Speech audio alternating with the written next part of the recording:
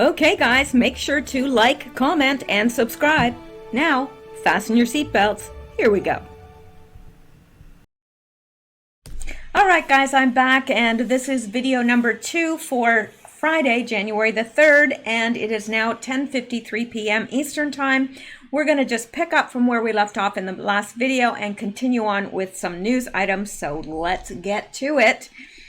Also, I wanted to mention to you guys, something really odd is going on with YouTube.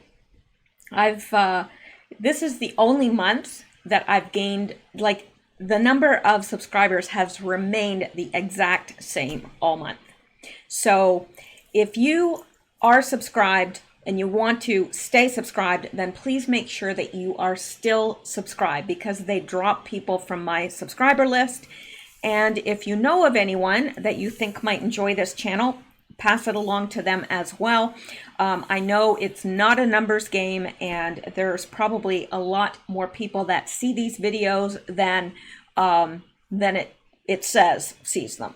I don't believe that the numbers that they give at all, but there you go. So I just wanted to mention that to you guys because it is strange. I know that they do drop people from the subscriber list. They've done that to me with my favorite people that I like to listen to. So I know that they are doing it with my channel as well because people have told me so. Anyway, let's get on with it. All right. We're going to pick up with this. And I love this. You know, you gotta love Trump. I don't care what anybody says. This is from Team Trump, and text Trump to 88022. Not only did we raise a staggering $46 million, but we have $102.7 million cash on hand. This is for the Trump campaign. This is the most ever by a re-election campaign at this point. The American people are sending a message to the Democrats. Enough is enough. Now, let's listen here to this. Fundraising numbers for Q4 are in, Brett, and they are impressive. Bernie Sanders, $34.5 million for the quarter. Pete Buttigieg, $24.7 million. To Elizabeth Warren, 17. Andrew Yang, 16.5. Joe Biden, 15 million. I'm sure you've got some analysis on that, but you have to put that up against the Trump campaign raking in 46 million as well. Brett? Trump campaign taking in money hand over fist, really, and some $10 million in the days just after the impeachment. So they have really tapped into the anger about that and made it a campaign issue. So they're bringing in a lot of money. The overall war chest is something like $105 million on hand, cash on hand.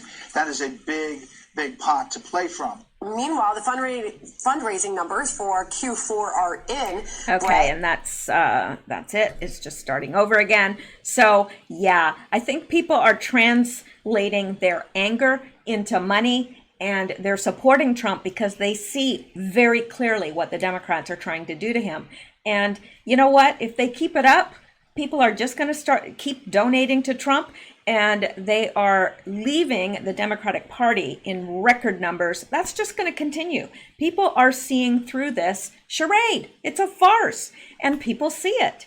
People aren't as dumb. Now, some people are, but for the majority, I think people are just tied up with working and kids and everything else that goes into making a family and making, you know, a household run. They're tired. They sit down in front of the TV, they get as much news as they can, and they watch mainstream media because that's what they've been told is the news. And so I don't think that everyone is so dumb. And I think even people, even from things that are being reported in the mainstream media, people are starting to go, wait a minute. No, there's something really wrong with this. So people are waking up. They really are, and in record numbers. So let's go back and let's get into this. Now, I've heard this before, but it is alarming to me. The Pentagon has never been audited. That's astonishing Thomas Hedges. The president proposes a $52 billion increase in military spending while reports of waste and abuse pile up. An investigation must scrutinize spending. I completely agree with that. And for the most part, I think that Donald Trump really does as well. I think that he's trying to eliminate waste where he can and has done a wonderful job with that. But the fact that the Pentagon has never been audited is alarming. It's alarming. And especially when so many $1 trillion went missing right before 9/11. And then the plane took out exactly that part of the Pentagon. Interesting how that happens. So, yeah, on Thursday, Donald Trump released a preliminary budget proposal that calls for a $52 billion increase in military spending. But just last December, a Washington Post investigation found that the Pentagon had buried a report that outlines $125 billion in waste at the Department of Defense. That gap between lawmakers' call to blindly increase spending at DoD versus those of internal auditors to curtail its waste isn't a new problem, and it's one that, without pressure, won't be resolved anytime soon. That's because, although it is required by law, the DoD has never had an audit, something every American person, every company, and every other government agency is subject to. The result is an astonishing $10 trillion in taxpayer money that has gone unaccounted for since 1996. $10 trillion. I can't even imagine that much money in my head. I just can't. I don't know what it would look like, but it's a lot of money.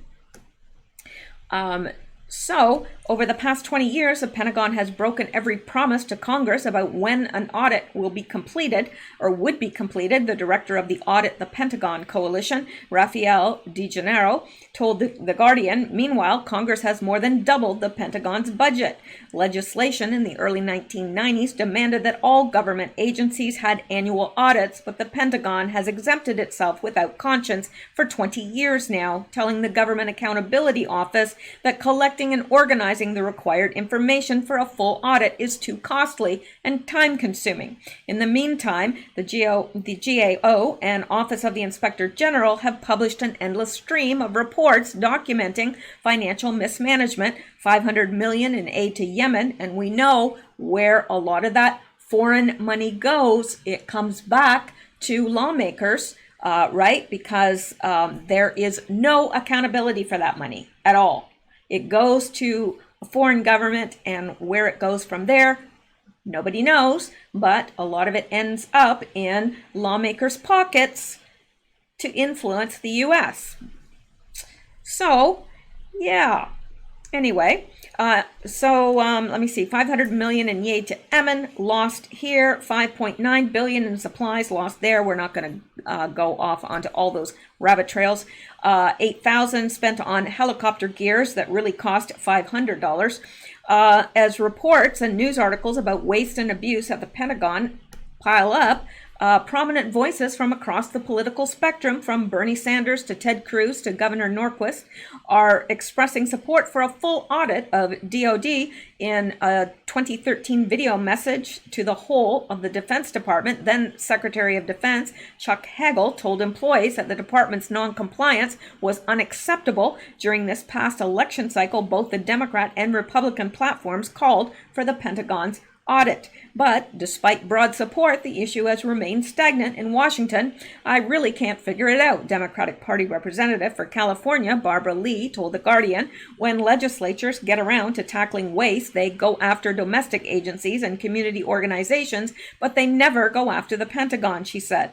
Since 2013, she has introduced bipartisan legislation that would financially penalize DoD for not receiving a clean audit. Quite frankly, they should have been audit ready decades ago. After Congress passed the initial audit law in early 90s, Republican representative for Texas, Michael Burgess, co-sponsor of the Audit the Pentagon Act, along with Lee, told The Guardian, people have accepted the Department of Defense is expensive and that's how business has to be done. But I don't accept that. Others say the problem goes beyond bureaucracy. William Hartung is the director of the Arms and Security Project at the Center for International Policy, and he says private contractors have found a way to make use of the Pentagon's struggle to get its books in order. Contractors, he said, will periodically intervene to try to stop practices that would make them more accountable. Specifically, the defense industry has sought to weaken the Office of Director, Operations, Test, and Evaluation at the Department of Defense, which evaluates weapons systems before they're manufactured on a larger scale. It's one of the few places that revealed a lot of problems, say Hartung. The DOT&E, for example, has uncovered flaws in Lockheed Martin's F-35 fighter jet program, along a slew of other contracts. The concept is benefit from a dysfunctional system because they can charge however much they want, and there's not a lot of quality control, said Hartung. So I'm not going to read all of this because it is quite lengthy, but this is definitely something that we all should be pushing for big time, because we know that a lot of that money that disappears goes into so-called black ops projects and so forth, and probably into different pockets. So I think this is definitely something that should be done. Absolutely. We as Americans, we have to keep track of our finances and report on it every year. So why shouldn't the Pentagon, when they're dealing with that much money that isn't theirs? It's taxpayer money. So yeah, they should be accountable. Absolutely accountable. And if you lose it, there's got to be a penalty for that. You can't just lose trillions of dollars and expect to do business as usual, but that's what the Pentagon has done. So anyway, let's go back now. Let's get into something else as equally depressing, or not.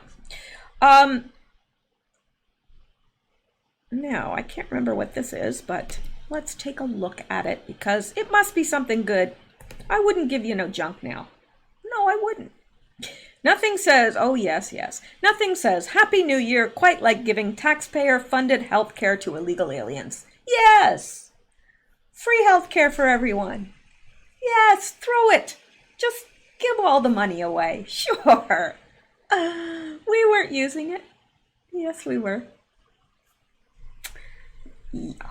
I would like, my healthcare money to go to me. Yeah. Really, I mean, it's expensive in the States for healthcare. Very expensive. And why not make sure that all Americans have healthcare before worrying about people that are not even here legally? Just saying. All right, now that it's officially 2020, illegal alien audits in California are now eligible for Medi-Cal, the state's healthcare system for low-income families. Starting January 1st, today, Medi-Cal is now extended to illegal aliens from 19 to 26. Before today, those under the age of 19 were able to receive Medi-Cal benefits, the Modesto Bee reported. Before the new legislation took effect, quite a few illegal aliens were receiving limited Medi-Cal benefits, basically emergency services. Now they are able to receive full-scope Medi-Cal benefits, which include preventative and primary care on top of emergency services. Now, this reminds me of something. Our good friend Heather H. in Houston, Triple H. She went to, now I don't think that I'm not going to reveal anything personal, but she had to visit a walk-in clinic, I guess is what you call them, an emergency care clinic. And she came out of there, and she had a sinus infection. She came out of there owing $3,000. $3,000. How is that even possible? And I asked her that. I said, it blew my mind. It really blew my mind. And I said, well, how could you possibly? And she says, I don't know, but that's what they charged. And yeah, can you imagine? And then she said, well, it's because they're charging everybody so much because it's the burden of all the illegal aliens. They go to the emergency room or whatever for treatment, and they have to be treated. Who pays for that? Well, taxpayers do, and you do, in higher healthcare costs. So I was absolutely, I just found that unbelievable. I really did. Although I know her well enough to know that she's not lying. She wouldn't lie. So there you go. So those who were in the system receiving limited scope benefits received letters saying that at the start of the new year, they would have full access to Medi-Cal benefits. Lucky them, right? Officials in the state estimate that roughly 138,000 illegal alien adults will receive full scope benefits under the medical plan. What that actually translates to can vary once coverage begins. Before the Medi-Cal expansion kicked in, once an illegal alien turned 19, they would lose their benefits. Now that is extended until they're 26. I don't even know what to say to this. Legislators in California allocated $98 million to provide health care to illegal aliens, but that budget is only for fiscal year 2020. It'll be interesting to see how much money the Golden State spends on this. They've allocated $98 million, while their own citizens are sleeping on cold, hard cement and pooping in the streets. I guess they have their priorities, right? No, not even close. So anyway, I'm not going to read the rest of this because it's making me very angry. And I know I don't even live in California, and it makes me angry. I can't even imagine you hardworking Californians paying for all this. You're paying for all this. Unbelievable. And very, very unfair. Okay, let's go back now and let's take a look at this. Boy, I can hear my cats into something. And it sounds like they're into something, but I can't see them because they're on the other side of the table. And that makes me just slightly nervous. Okay, it makes me really nervous. Yeah, really, really nervous. Why can't I have nice things like normal people? All right, the FBI tragedy, elites above the law. Well, we know that. After decades in the FBI, the top brass came to believe that they could flout the law and pursue their own political agendas.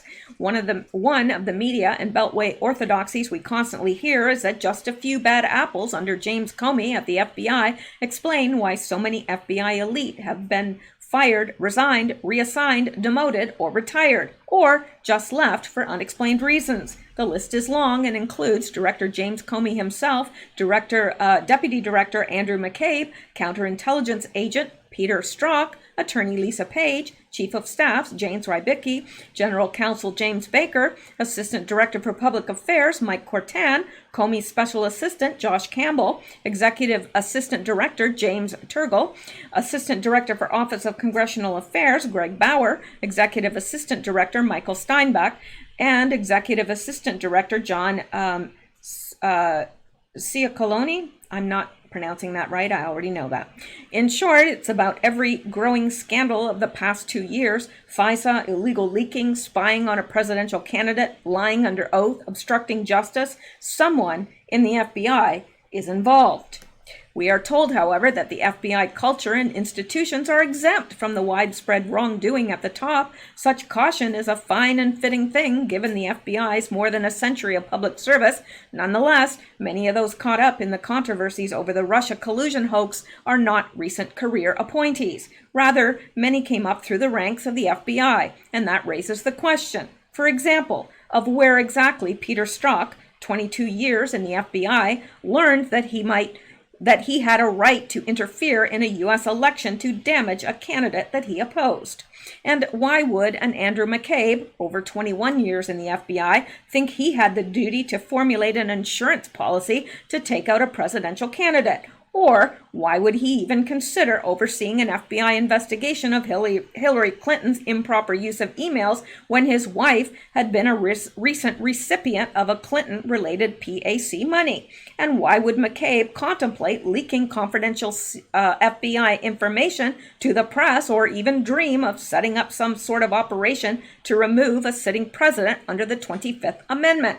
And how did someone like the old FBI vet, Peter Strzok, ever end up at the center of the entire mess, opening up the snooping on the Trump campaign while hiding the fact that while briefing the candidate on Russian interference in the election, interviewing Michael Flynn, preening as a top FBI investigator for Robert Mueller's dream team, right-hand man old Andy McCabe, convincing Comey to change the wording of his writ in the Clinton email scandal investigation, softball coddling of Huma Abedin and Cheryl Mills, instrumental in the Papadopoulos investigation con, all the while conducting an affair with fellow FBI investigator and attorney Lisa Page, and bragging about his assurance that the supposedly odious Trump would be prevented from being elected. If a group of Trump zealots were to call up the FBI tomorrow and allege that a member of Joe Biden's family has had unethical ties with the Ukrainian or Chinese government, would that gambit alarm the FBI enough to prompt an investigation of Biden and his campaign? How many career professional Peter Strzoks are still at the agency? In sum, why did so many top FBI officials, some with long experience in the FBI, exhibit such bad judgment and display such unethical behavior characterized by arrogance, a sense of entitlement, and a belief that they were both above the law and the Constitution itself? Were they really just rogue agents, lawyers, and administrators, or are they emblematic of an FBI culture sorely gone wrong? Here, how and why would James Comey believe that as a private citizen he had the right to leak classified memos of presidential conversations he had recorded on FBI time and on FBI machines? Does the FBI inculcate behavior that prompts its officials to repeatedly testify under oath that they either don't know or can't remember in a fashion that would earn an indictment for most similarly interrogated public citizens? Was Strzok's testimony to the Congress emblematic of a career FBI agent in his full? Was Comey's? Was McCabe's? To answer those questions, perhaps we can turn to an analogous example of special counsel and former FBI Director Robert Mueller. We are always advised something to the effect that the admirable Vietnam War veteran and career DOJ and FBI Administrator Bob Mueller has a sterling reputation, and thus we were to assume that his special counsel investigation would be free from political bias. To suggest otherwise was to be slapped down as a rank demagogue of the worst kind. But how true were those Beltway narratives? Mueller himself has a long, checkered prosecutorial and investigative career involving questionable decisions about the use of FBI informants in Boston and overseeing absolutely false FBI accusations against an innocent suspect in the sensationalized anthrax case that began shortly after 9/11. The entire Mueller investigation did not reflect highly either on Mueller or the number of former and current DOJ and FBI personnel he brought on his team. In a politically charged climate, Mueller foolishly hired an inordinate number of political partisans, some of whom had donated to the Clinton campaign, while others had legally defended the Clinton Foundation or various Clinton and Obama aides. Mueller's point man, Andrew Weissman, was a known Clinton zealot with his own past record of suspect prosecutorial overreach.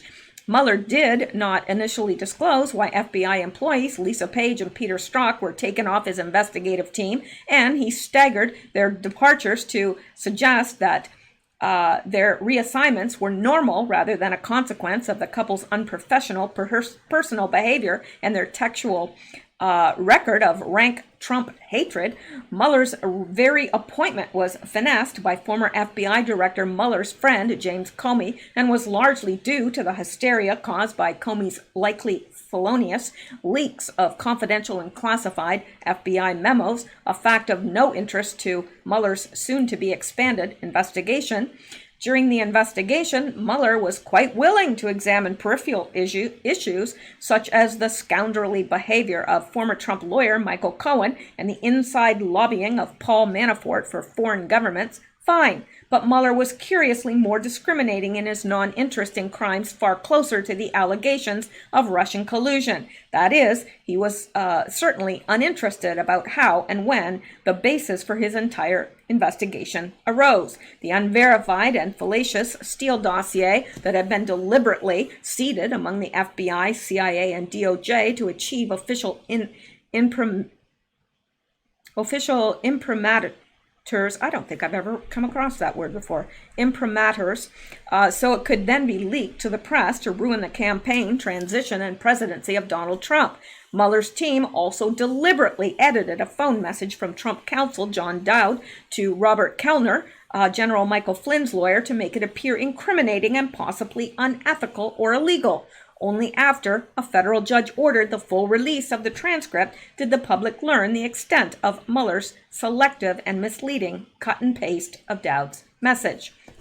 Now, this goes on for quite a while, but I am going to pin this to the first comment so that you guys can reference this, because it's a very good outline of what went wrong in the FBI, and, well, maybe not what went wrong, but of the wrongs perpetrated by the FBI. How do you like that? That's what this is, and it does a very good job doing it. So it is long, very long, but it's worth the read. If you can, I did read as much of it as I could, but I do want to save time for other things. So let's go back.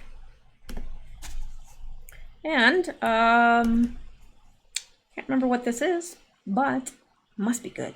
Has to be good. Yes. Soros. Online Trump supporters will be entirely silenced by 2020. Well, let's see now. It's 2020 right now. I'm not silent. Are you silent? I don't think so. I'm seeing lots and lots of Trump supporters on Facebook, Twitter, everywhere. YouTube, you name it. Instagram. Yeah, we're still around, Soros. Yeah, sorry, but we're here, present, and accounted for. All right. Billionaire globalist George Soros is planning to eliminate the majority of Trump supporters from social media before the 2020 election, according to a leaked document. The 49-page document outlines plans by Soros to exert his influence via his immense personal wealth to pressure big tech to censor and purge pro-Trump journalists, citizens, and outlets ahead of the next presidential election. A confidential 49-page memo for defeating Trump by working with the major social media platforms to eliminate right-wing propaganda and fake news was presented in... Now, let me give you the definition of fake news and right-wing propaganda. If it doesn't originate from Soros and his like, well, then it's fake.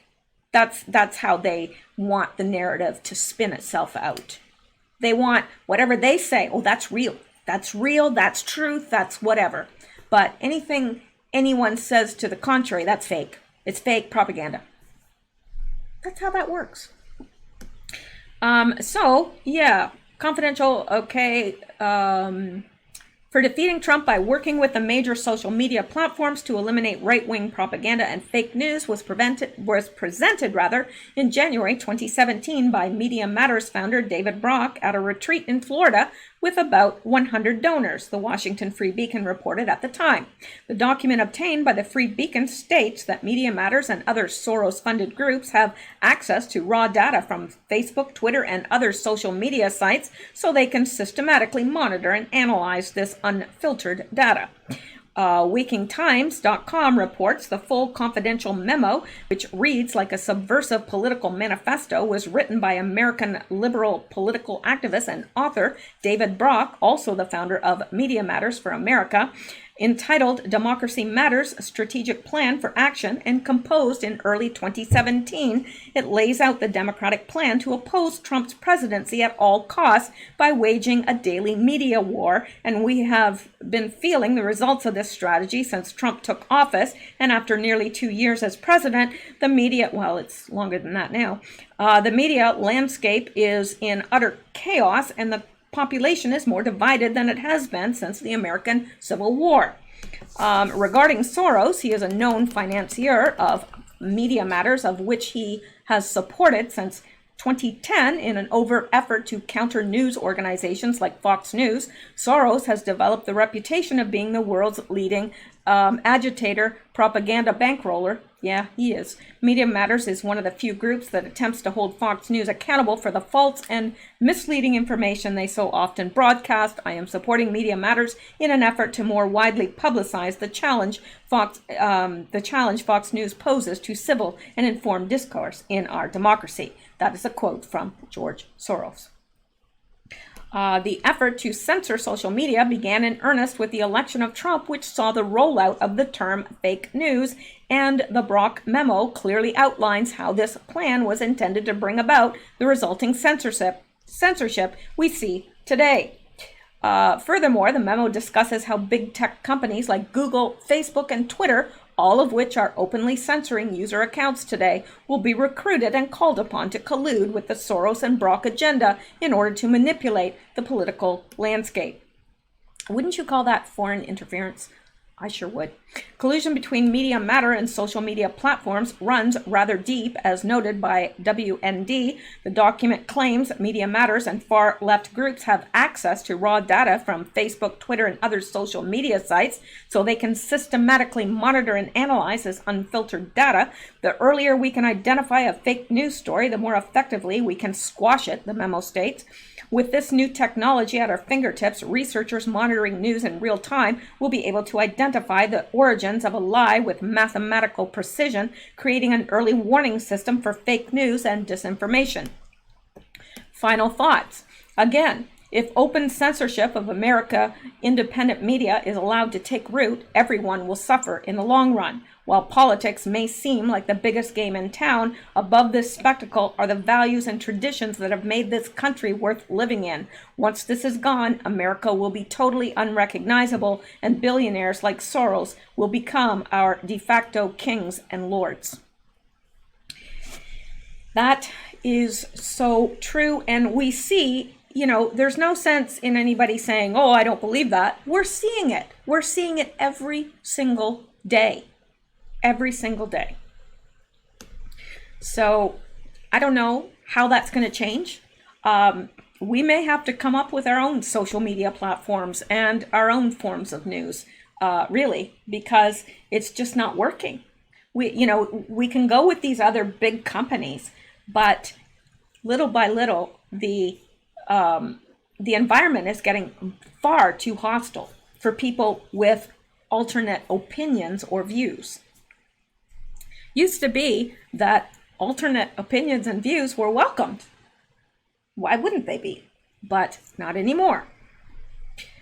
All right, let's go back and let's look at this, which is absolutely the most ridiculous thing I've seen, at least in a day. I'd like to say in a very long time, but there's so many ridiculous things that it's like, okay, well, what am I going to read today that's going to top what I read yesterday? Because it's just absolutely out there. And I don't know what is with these people in California. And I'm not talking about the people. I'm talking about the people that are governing California. There are some very, very good people in California. There's no doubt about that. California passes an insane new water limiting personal water usage with massive fines. Now, that's not a really well-worded title, but let's come down and see what this is about. And of course, Gavin Newsom is involved, so that should tell us a lot right there. The news coming out of California gets crazier every week. Heck, it gets crazier every day. Governor Gavin Newsom has signed a law which just went into effect that limits personal water usage. People can even be hit with massive fines if they exceed their limit by doing laundry and taking a shower on the same day. Well, gee, most people I know shower every day. Shower, bath, what have you. So I guess now you have to go dirty one day so you can have clean clothes. Apparently. This was recently discussed on KTLA News, and the reporters seemed shocked to learn the details. The Media Times reports the blue-collar governments that Californians are constantly voting on may have finally crossed the line. At least that's what these KTLA news anchors look like. A video of the show titled KTLA 5 Anchors News Morning Get Red Pill shows complaints discussing the issue at hand, particularly regarding 55 liters of water per day in California. I'm not sure how I feel about it. Anchor Jessica Holmes told co-workers, "You won't be allowed to shower and do a laundry load on the same day." While that may sound crazy, what California attorney Richard Lee unravels is hypothetical figures. Doing a laundry load requires about 40 to 50 liters of water. Showering for about 8 minutes uses 17 liters of water. Well, there is a limit to daily water use, 55 gallons per day. So that means if you are showering and doing a laundry load, you can't do both without breaking the law. Can you imagine? You break the law by having a shower because you just did a load of laundry, because you need clean clothes to go to work the next day, to pay your taxes, which goes to idiots like this, to make up new laws, to penalize you, to get more money out of you. You kidding me? Cats. All right, now, okay, where did we leave off? Okay, how they will implement the water budget has not been determined, but they will subject to monthly reporting requirements and be fined $1,000 a day when completed. If they exceed the budget in a dry year, the fine is $10,000 each day they spend. What? I think this is a money grab. Personally, I do. Now, I know they have difficulty with water and all that, but oh my gosh, this is just ridiculous. How is it that these reporters didn't know how this law worked before it was passed? Isn't it kind of their job to know these things and relay that information to the public? One would assume in a normal world, but we're not in a normal world anymore. And this by Rogan O. Handley. A new California law fines you $1,000 if you shower and do one load of laundry in the same day. I'm not kidding. And if the governor declares a drought, the fine goes up to $10,000. Does it feel like green tyranny yet? This is what the climate nut jobs want to force on everyone. Yes, that is true. So let's say you've got a household and you've got kids there, you've got a husband or wife, if you happen to be, whatever, you've got a significant other there. And, if you all shower in the same day, that's going to put you over your limit. If you do one load of laundry, then none of you in the household can shower. That's right. None of you. So I guess, what does that mean? And if you have a house full of kids, you know how much laundry you have. I don't know. But when would you ever get a shower in that case? Because you got it, well, do my kids get clean clothes to go to school? Or do they all get a shower? Or they go dirty and wear clean clothes, or they're clean and they have dirty clothes. It's one or the other. Unbelievable. Yeah. And this from Dustin. In California, it's legal to sleep on the sidewalk, but taking a shower and doing laundry on the same day might cost you $1,000 or $10,000 during a drought. Can you imagine? Like, what happens if there's an emergency? You've got to have clean clothes for work in the morning, and you got to, you're going someplace important, you need a shower. What do you do? Go and find a lake to bathe in? I don't know.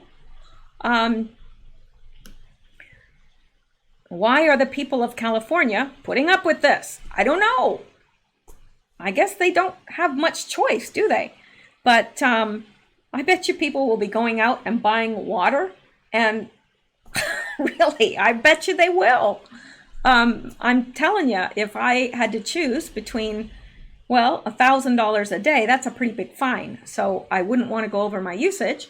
So if I had to do my laundry, then I guess I would have to buy some jugs of water and sponge bath. I don't know. Unbelievable. So there you go. More craziness. Okay, now let me see. I can't remember what this is about, but let me just click on it to find out.